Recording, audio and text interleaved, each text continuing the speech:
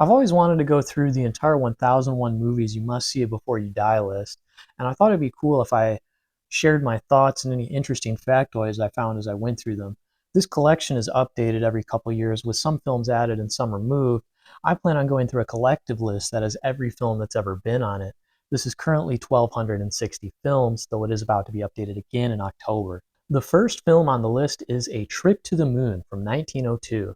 At the end of the 19th century, photography had spent several decades being derided as a soulless chemical process that needed to stay out of the arts and stick to the sciences. It took a great deal of time for it to be accepted by the art establishment.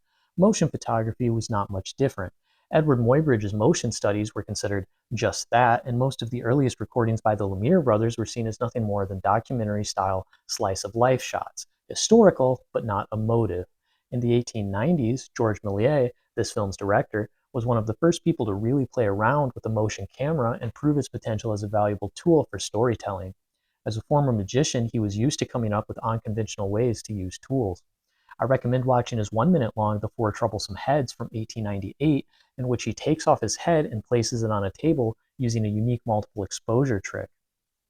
A Trip to the Moon is largely considered the first sci-fi film. It makes use of matte painting backgrounds, tricks of superimposition, and elaborate costumes. This thing feels very surreal, almost like a live-action cartoon. I love seeing this take on a moon landing 67 years before it would occur for real. Georges Méliès went on to make over 500 shorts, but unfortunately only about 200 of them still exist. This is a really easy watch at about 15 minutes long.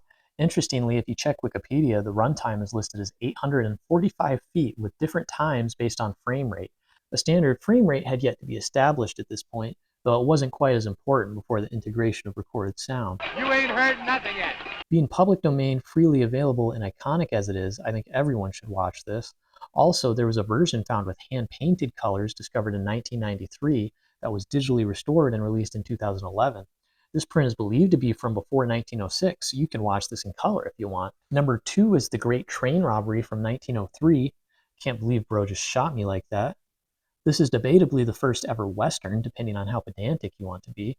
It is the first ever appearance of Gilbert Anderson, who would later be a recurring Western star known as Bronco Billy. This film takes place on a moving train and is one of the first to use cross-cutting, an editing technique that bounces between scenes to suggest action occurring in different places at the same time. Edwin S. Porter, this film's director, worked under Thomas Edison and was very influential in early American cinema. It's a pretty quick watch and mildly entertaining, I guess. The third film is The Birth of a Nation from 1915, undoubtedly among the two most controversial films on this entire 1,000 plus list. This film led to the resurgence of the KKK and a dramatic rise in lynchings. Clearly, films have power. That being said, I don't think it does us any good to ignore history or try to rewrite it. I think watching something that you know is propaganda can actually be a productive experience, as propaganda is very much still around us all today. I remember peers and even some teachers saying that I shouldn't watch this, but I think you should engage with uncomfortable parts of the past. Why would watching a film be any different from reading the writings of the Confederates?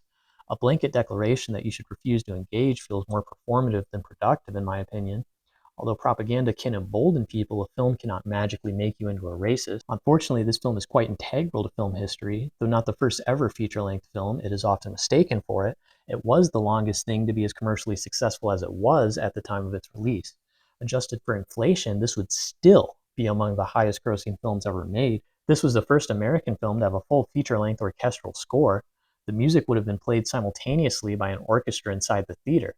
The Birth of a Nation also helped popularize close-ups, fade-outs, and tracking shots, all things that would help to differentiate cinema from stage plays. It should be noted, though, that you can find earlier, lesser-known versions of all of these techniques being used. This was the first film ever screened inside the White House. It was shown to then-President Woodrow Wilson. The first half of the film takes place during the Civil War, and the second half during Reconstruction. Despite the biased viewpoint, it is interesting seeing a period piece released so much closer to the actual events than to the modern day. We see the assassination of Abraham Lincoln recreated a mere 50 years after it actually happened. The first half is rather tame compared to the second half, which tries to make the KKK out to be heroes saving disenfranchised white people. There are multiple actors in blackface and even a plot line in which a character advocates for interracial marriage, but this is portrayed as a horrible thing. The film genuinely ends with the KKK intimidating several black people into not voting, and then it quickly ties up its central love story. Watching this film today, you can see how it would have been a new kind of spectacle to audiences at the time. I will say there are a lot of intertitles that establish a scene, and then you see that scene play out with minimally more action than was just described in the title card. This makes the pacing feel a bit slow and irritating to my modern sensibilities. At over 3 hours, this is a very long and very uncomfortable watch. I would really only recommend watching this if you're interested in it for historical reasons, but if you are, I don't think there's anything wrong in watching it. Fourth on the list is Les Vampires from 1915 to 1916. This is interesting. This is a serial. This film is 7 hours. It was just 2 entries ago that films were about 10 minutes long. Technically a serial of 10 chapters, this film would have released in theaters periodically with each part. However, if I'm to count this as a film, it is now the longest one I have ever seen, somehow only the fifth longest film on this list, though. Les Vampires follows a cat and mouse game between a journalist and a criminal gang known as the Vampires. Philippe and Mazamet are the first protagonists on this list to be genuinely memorable. There are numerous twists and turns. Some are really interesting, and some are about on par with the big twist of 1990's Troll 2. The film has some very exciting moments, but I can't lie, a lot of this was a chore to get through. I was glad it was divided into chapters because that made it easier to excuse watching it across multiple sittings. I don't think sitting still for 7 hours is healthy, and I certainly would not recommend doing that. Most of the film is long takes with a static lockdown camera, usually wide shots capturing the whole of every actor in the scene. It's interesting to see just how much can be conveyed with only blocking and gestures, but the very rare use of dialogue did make some scenes hard to follow. Admittedly, Birth of a Nation feels notably more modern than this. Number 5 is Intolerance from the year 1916, a story about prejudice that flips between 4 different moments in history. The story bounces back and forth between the fall of the Babylonians, the persecution of Christ, the St. Bartholomew's Day massacre, and a present day, at least for the time, melodrama that centers on how poverty can turn people to crime. This is the first film that D.W. Griffith released after Birth of a Nation and was intended to be a rebuttal towards his critics. However, he remained entirely unapologetic about the contents of that film. The sets in Intolerance feel exceptionally ambitious, even by today's standards. Babylon, in particular, is pretty mind boggling. It was genuinely built to scale at 300 feet tall, and some scenes there featured over 3,000 actors as extras. If you're into video games, you can explore the Babylon set from this film in a section of 2011's LA Noire. This game is where the press X to doubt meme originated. At the time of its release, Intolerance was the most expensive American film ever made. I had to restart the film after about 30 minutes as I realized I was watching a 2 hour cut of what is supposed to be a 3 hour film. Amazon apparently has a made for TV cut, but I can tell even from those 30 minutes that a great deal of content has been removed. The film was much easier to follow and flowed way better in the longer cut that I watched. Older films can be confusing to parse through as many have multiple versions. These can be due to lost content, different speeds of playback, various scores, or any other host of reasons, but I think it's worth it to find the best version that you can. This is the first 3 hour film on the list that does not feel long. I actually thought it was paced really well. Intercutting between the various stories helped keep it engaging, but they remain thematically connected. I really like how the intertitles are stylized in a way that is accurate to their respective periods. Apparently, Buster Keaton made a parody film called 3 Ages in 1923. I haven't seen this, but I love Buster Keaton in silent comedies, so I will definitely check it out. The sixth film on the list is The Cabinet of Dr. Caligari from 1920. Even if you don't watch this film, I highly suggest looking up stills from this. It looks really unique even today. Completely abandoning objective reality, the film prioritizes the feelings that distorted visuals can convey. This is the most well-known of the films that kicked off German Expressionism. Interestingly, this film was lucky to roll out in many countries as much of the world was just starting to ease restrictions on German imports following the events of World War I. Many have tried to interpret the film as commentating on Germany's populace during the war. This is also one of the earliest feature-length horror films. There's a violent scene here shown only through the shadows on the wall. The setting is twisty and unnerving. The score is eerie and weird, in the version I watched at least. From what I've read, the original score is most likely lost to time. Even the intro-titles are highly stylized. Its exaggerated nature and magical feeling feels like a return to the cinema of Georges Méliès. At 1 hour and 17 minutes, this is notably shorter than most movies today. For some reason, this film is listed before Broken Blossoms, despite coming out after it. I could not find any reason why this would be the case. Even the original Berlin premiere of Caligari was in 1920. I'm going to keep things in the list order though, so that I don't confuse myself and miss something. The seventh film is Broken Blossoms from 1919. This is the first film on here that I was not at all familiar with. I had never heard of this. A Romeo and Juliet type story. It follows a London girl who falls for a Chinese Buddhist, much to the chagrin of her abusive father. Released during a time of widespread hate towards Asians immigrating into the United States, this film was considered a bit radical for its time. Despite this, the film was a huge success at the box office. However, it is still very much of its time. Shang Huan is played by a white man in yellowface, and the Asian characters are all referred to as yellow men. This is the third entry on the list, directed by D.W. Griffith. This is a very straightforward plot, but that also helps it remain emotionally effective. There is one shot in here involving a forced smile that genuinely messed me up a bit. Though forbidden love stories are pretty common, I think this is an impactful one. This being a huge financial success, well delving into the emotional complexity of an interreligious, interracial relationship, opened the door for many films to explore more complex themes. The eighth film is Within Our Gates from 1920. This is the earliest, mostly surviving feature-length film from a black director. Unfortunately, a brief scene is lost, replaced by an intertitle describing what it was. The intertitles also had to be translated back into English from the surviving Spanish version. I watched this on Canopy, which I normally recommend as you can get it for free with your library card and it has tons of classic films. However, the score that was attached to this version of the film seemed pretty bad. The mood rarely seemed to match the action. There are Spanish sounding guitars, and about 20 minutes in, it randomly introduces a hip hop style drum beat.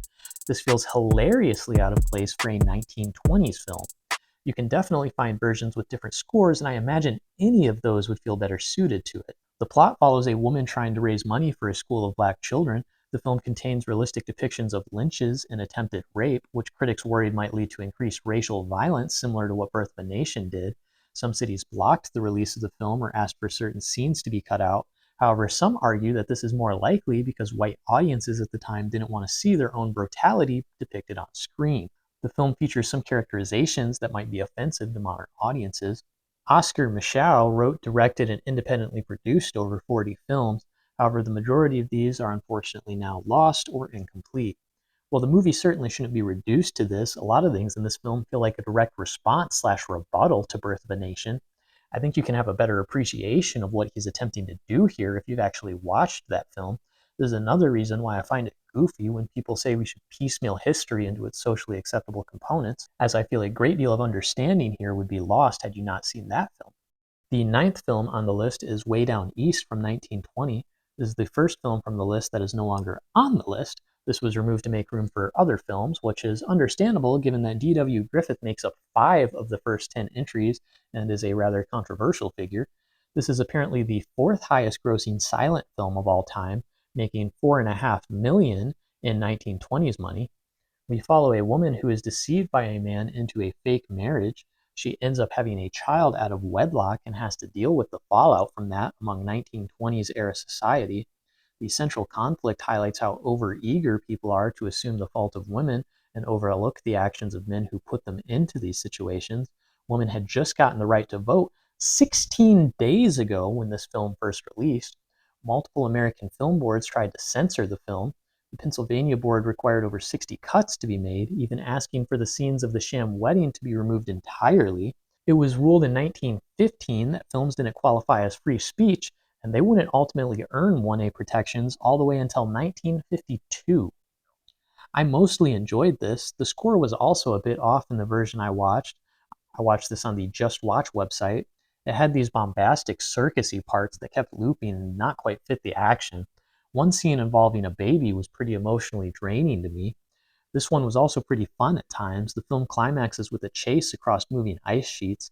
This looks rather dangerous, and apparently it was. It was filmed during an actual blizzard and required the actors to be out in sub-freezing temperatures for multiple hours. The 10th film on the list is Orphans of the Storm from 1921. This one was a slog to get through for me. Griffith's films had been feeling increasingly dynamic, but this one felt like a huge step back. Part of it might be that the digital versions of this film all look notably less sharp than others on this list. It appears the scans that have been done are of a significantly lower quality, which makes the film feel older than it actually is. It also may be partly because my neighbors would not stop screaming at each other while I was watching this. Admittedly, the French aristocracy section was also my least favorite part of Intolerance. This film was a commercial flop compared to Griffith's other films. I can definitely see why. It follows two sort of sisters that go to Paris looking for a cure to blindness, since one of them is blind. This is incidentally during the rise of the French Revolution. Unfortunately, the synopsis sounds more interesting than I actually found the film. The film opens with a title card roughly claiming that the French Revolution was justified because their leaders were bad, but that we should be critical of political movements in the United States because they could be radicals trying to undermine democracy.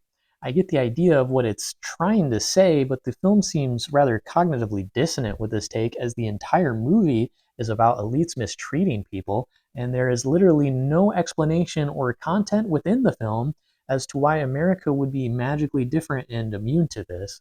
So that title card at the start just feels rather bizarre. Those are my thoughts on the first 10 movies here. If I do this 125 more times, I'll be caught up. You may have noticed some of these films have monochromatic colors for various scenes. Even though full Technicolor was years off, a lot of early films tinted frames of the celluloid to establish different moods or to help distinguish between time and place. My most recommended from this batch would be A Trip to the Moon and The Cabinet of Dr. Caligari, maybe also Broken Blossoms. Also, I think it's a bit lame that this list skips over 1890s cinema. Even though it's predominantly minute-long shorts, I really like this clip of Boxing Cats by the Thomas Edison Company. Fun fact, this is likely the first ever cat video.